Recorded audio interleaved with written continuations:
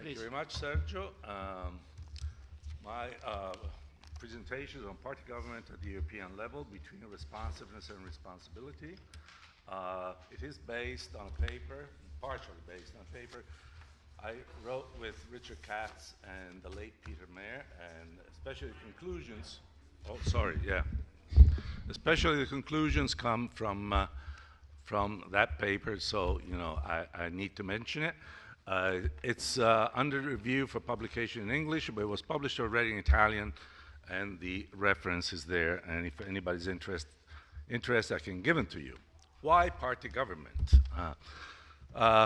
For a number of reasons. The EU is producing more and more decisions with relevant policy implications for the member states. As a result, citizens are becoming more and more aware of the existence of another level of government they're subject to. And after decades of permissive consensus, which is what we all were very happy about until Maastricht at least, a demand for democratic control of EU-level government is developing. How to control democratically policy decisions made at European level. So far, the literature, but also commentators, have been making analogies with normal party-based democracies. So you will find that my presentation here is much more focused on the general issue of European democracy than on the Euro crisis per se. The reason for this is I first became aware of the existence of a problem of democratic deficit at European level when I read, I wish I wrote it, Freudian slip, read a book by David Marquand in 1979, okay? And we're still talking about this, okay? So the Euro crisis is just another reason why we have to worry about democratic governance at European level. But as Mark Franklin, correct me if I'm wrong, Mark, demonstrated at a conference a couple of months ago here, the impact of a shock disappears very quickly. So if we want the Euro crisis to make us react in favor of the creation of a stronger form of democratic government, we need one every year. So we cannot hope for that. So I would rather then discuss the problem of democratic governance or government at European level in more general terms. So the analogy is with normal party-based democracies. So what are normal democracies? What do they look like? Well, democracy as we know it is based on party government, whether we like it or not. In many countries, we hear about the importance of direct democracy, alternative ways to exercise the democratic control on government. Actually, I think that especially at European level, this would be a solution that would not be practical at all. Can you imagine if you had referenda at European level that would make the Germans weigh more than 15 other countries altogether? At least with the system of government we have now, with the system of democracy, quote unquote, we have weighting of nation states, which we wouldn't have if we had referenda. So democracy based on party government is what we have at national level, and by analogy, this is what we have been discussing, I think, more or less throughout the period I mentioned, since the first direct elections of the European Parliament, also concerning the European Union. In normal democracies, the formal rules of democracy are met by parties. What is more important from the viewpoint of my analysis is that usually the three phases of party organization, and here I quote Katz and Mayer, or at least I refer to Katz and Mayer, are integrated. That is, they work in a unison. You have the party on the ground, the membership, the connection, the roots in society. You have the party in central office, the central organization of the party that makes many organizational and I would say most political decisions as well. And then you have the party in public office. They are pretty well integrated. As we will see, this is not the case at European level. So all of this is well, but parties experience a tension between responsibility and responsiveness, which we can loosely describe as being associated respectively with governing and representing, okay? So they should be responsible when they govern, they should be responsive when they represent. I realize this is very normative, but this is what people expect. So, and also, in a way, it's the way parties see themselves as performing these two fundamental functions. Why is this tension increasing? Well, here, the euro crisis comes into the picture. The impact of global European factors and concerns, I'm not going to dwell on this too much. I think this is what we've been talking since yesterday, so I don't need to keep flogging this dead horse. There are other reasons why the tension increases. It increases because of the increasing distance between parties and citizens. This is something we have witnessed at least since the 1960s, when we became aware of the existence of a new model of party, the catch-all party, and of course it came to its peak, at least in terms of the analysis done in the literature, with the emergence of the cartel party. And of course, this is based on societal trends, on changes in social stratification. Here, I only include the new communication technologies, but there are other factors that are the cause of this increase in distance. The reason why I included new communication technologies is that it's made, the access to the media has made it a lot easier for the parties to temporarily, at least, forget about the citizens, about the activists, about the members. They only become important at voting time, and the easiest way to reach them is through the media. And this, of course, has been a fundamental factor. So we had adaptation by the parties, but given that their main concern is domestic, adaptation has been limited to the domestic environment, and most of all, to their own survival. They have adapted in order to survive. This is the sense of the cartel party theory. I don't call it a model, I call it a theory, precisely because it has so many implications for the functioning of democracy. So, do we have normal democracy in the EU? At best, in terms of the functions being performed, it is one-sided. Here I put down crisis, I guess, because I was thinking of the theme of the conferences, but I should have made it plural. Crisis at EU level are handled only in a responsible way. Usually decisions are made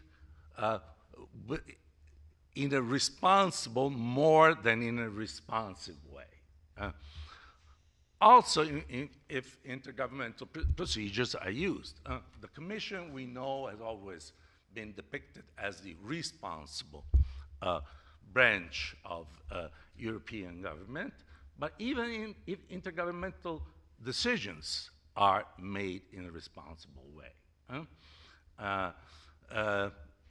In the end, what is being decided is a compromise, which I agree with. Is Bruno? Bruno is no longer here anymore. Okay.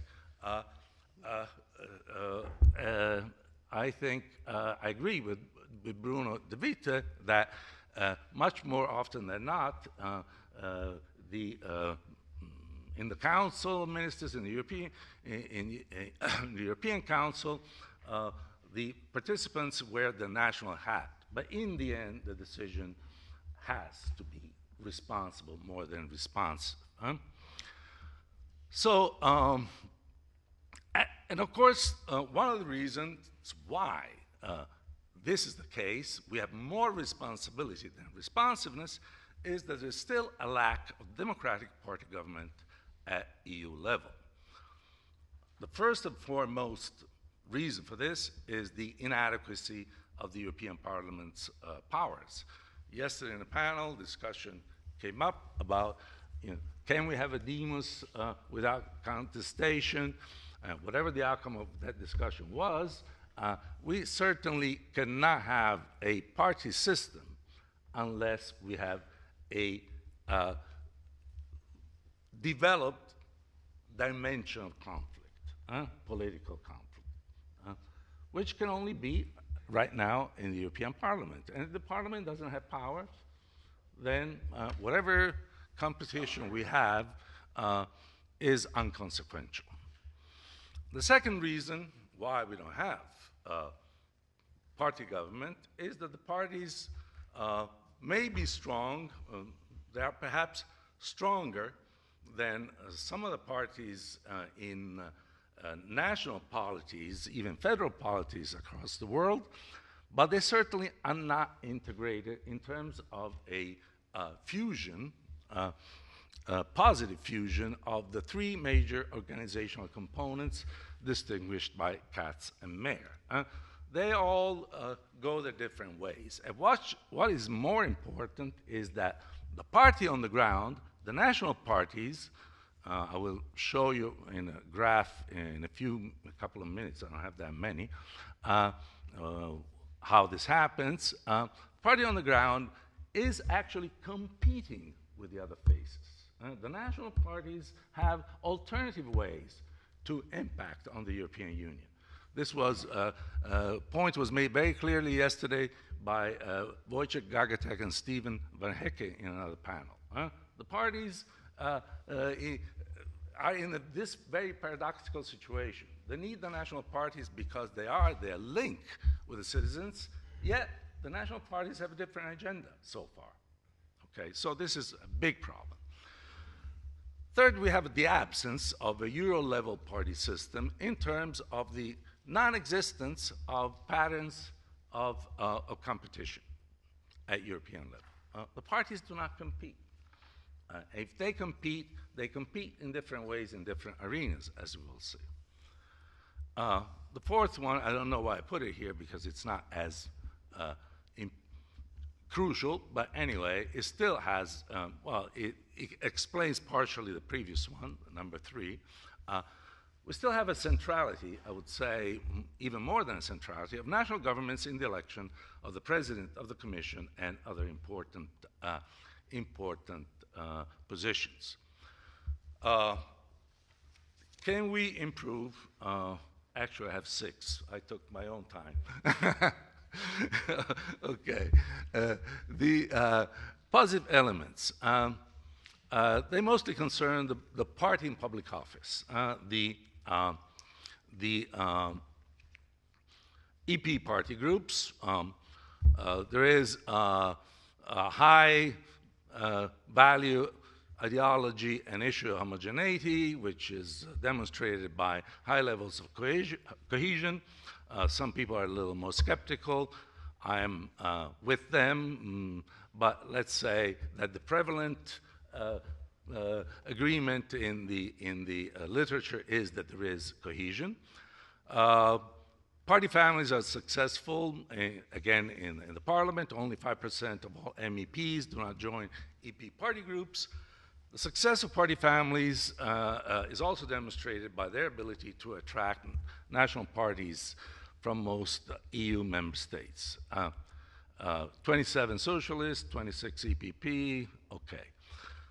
Problematic elements. We've seen already a couple of those. The national party's predominance at organizational level and in candidate selection procedures reflects their having their own agenda. Let me show you this graph here. they have a big advantage over the supranational components because they have this path to EU decisions, which they control. Only where in government, I will grant you that, but it's much more effective, much more direct, and moreover, much more in tune with their national party interests than this path. Okay? So they use this privileged position in all possible ways, including organizational ones. Then the party systems that we have at European level are very diverse. The electoral party system is 27 party systems, actually 28 if we consider Northern Ireland. Okay?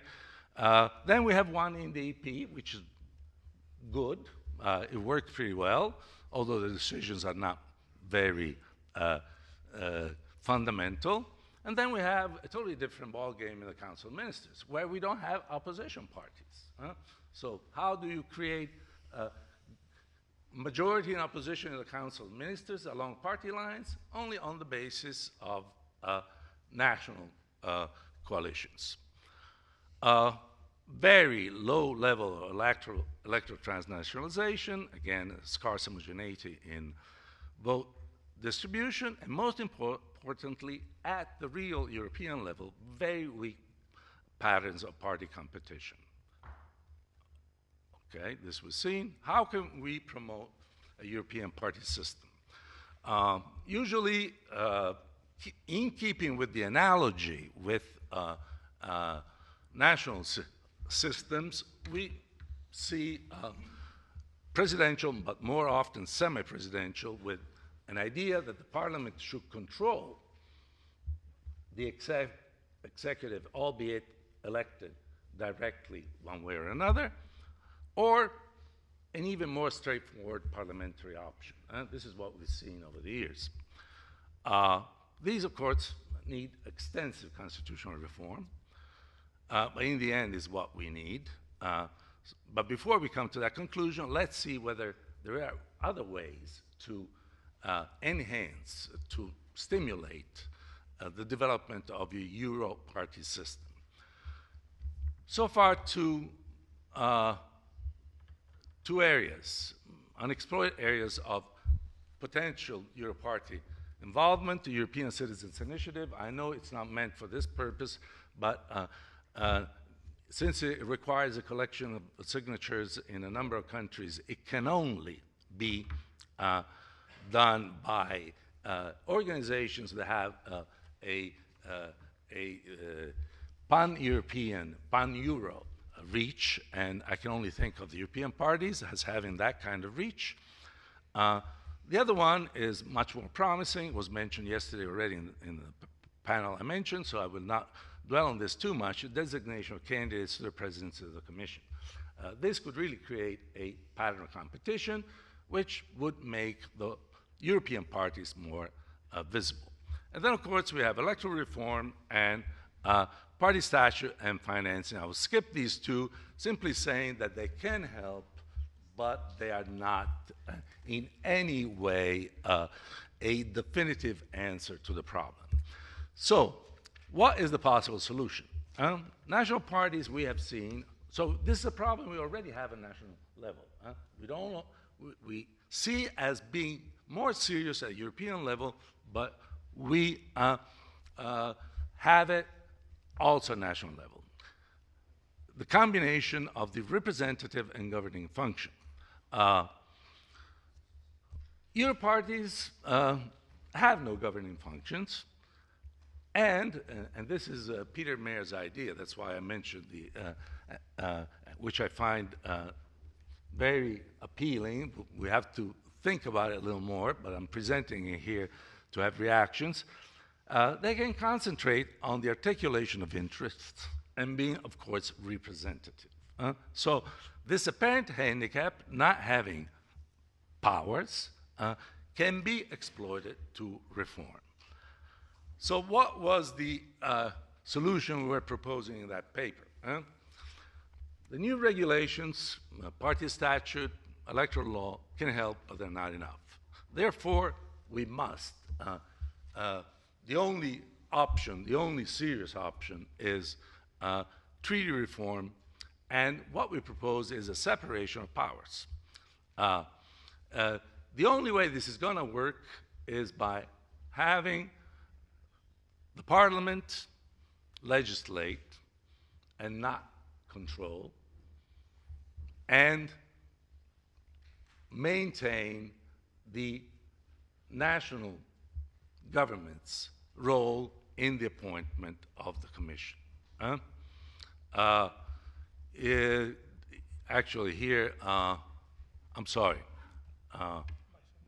No,